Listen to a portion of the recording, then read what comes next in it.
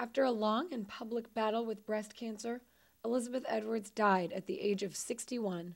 She had 4 children with her politician husband, Jon Edwards, 3 of whom survived her.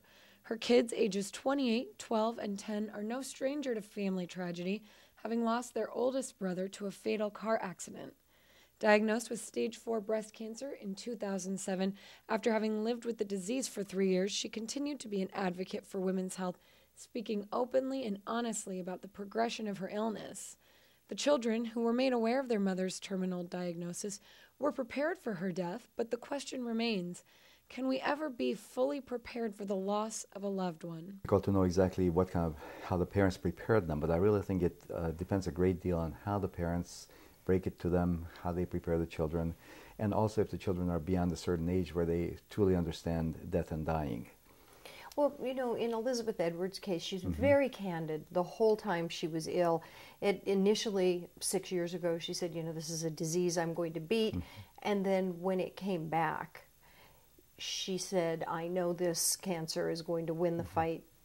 And she did talk very openly with the kids. And the kids are 10 and they're 12. And, you know, she's prepared them. And with all the problems she had with Jon Edwards, she still said, you know, he's the father of my children and he will be the person who finishes raising them. So does this make it easier for kids? Is it a way for them to open up and talk? Yes, very much so. Knowing the kind of person that Elizabeth Edwards was, someone who was very courageous, very brave, showed a lot of grace under fire. I'm sure that she must have led her home life, her personal life, in a very similar way. One cannot just project that public image without having some steel underneath it all. And how do children cope with this? I mean, maybe initially they're sort of okay, but doesn't this have to start coming out? I mean, the grieving process, how do parents who are faced with a similar situation, what's the best way to prepare your child if you are the one who is in fact facing imminent death?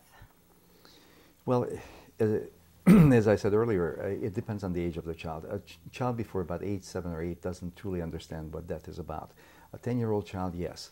So with someone who is approaching age 10 or around that age, you can begin to tell them that, you know, mommy's not going to be around, or daddy's not going to be around because, or possibly might not be around because of a very serious illness.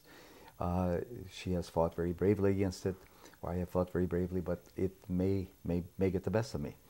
And you have to start thinking about how you will get along without me, and you have to then pay much more attention to what daddy's saying, and if daddy decides to find someone else in his life, please support that person.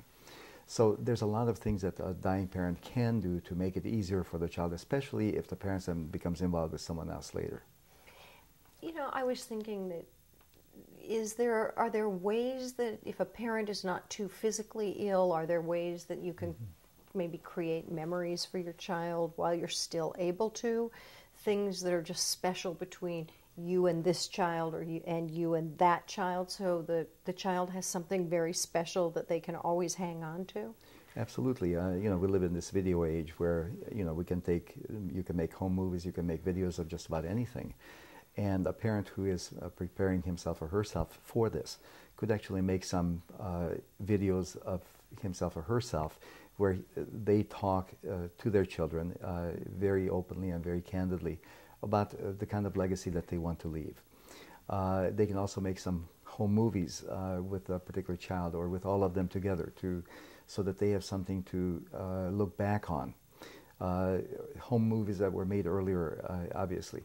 Now, initially it might be too difficult for children or family members to watch that because it's especially the closer it is to the person actually dying, the more difficult it is. But at some point in the future, especially once they're grown, they will be able to take it out and take a look at it, you know, from an adult's perspective, and see what their parent was really like.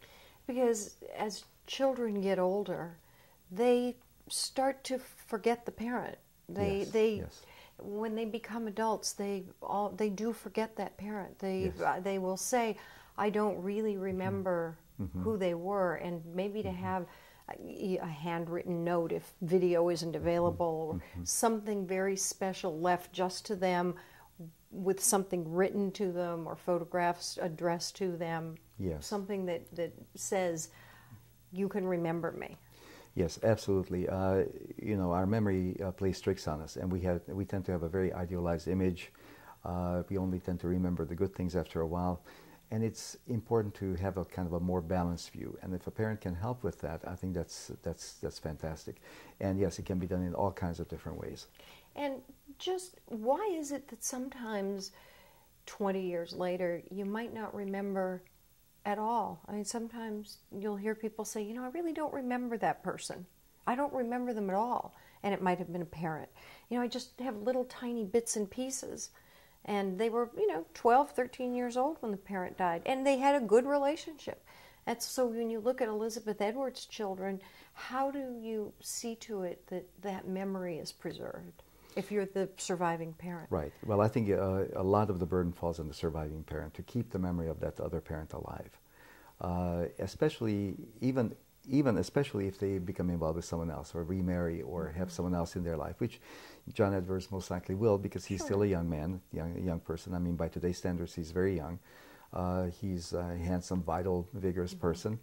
Obviously, a lot of people will find him attractive, and I think it also is important that he finds someone to take Elizabeth's place, because it's going to be very difficult to become a single parent with two young children, aged 10 and 12.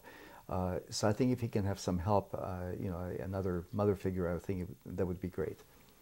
So, but to create memories, to help ease the pain they're going to have, and then for the surviving parent to help the children express their grief and allow them to express their grief. I mean, how important is that? It's very important.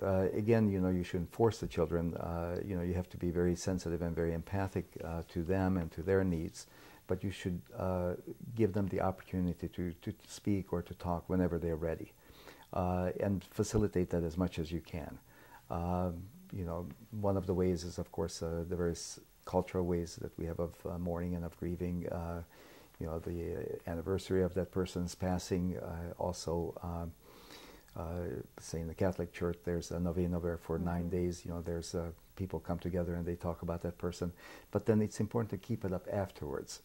So both the both the Christian religion and also, you know, Catholic Christian and also the Jewish religion provides for all kinds of ways, and the same way in the Muslim faith. So whatever the person's background is, they should use the support and the comfort and nurturance and whatever that particular religion can offer them, and people who share that faith. It's very important. And of course, Elizabeth Edwards' 28-year-old daughter, who her mother, you know, will never see her children, and you know, this is a situation where she too has lost her mother, and her grieving process will be different than that of her younger siblings, but certainly no less.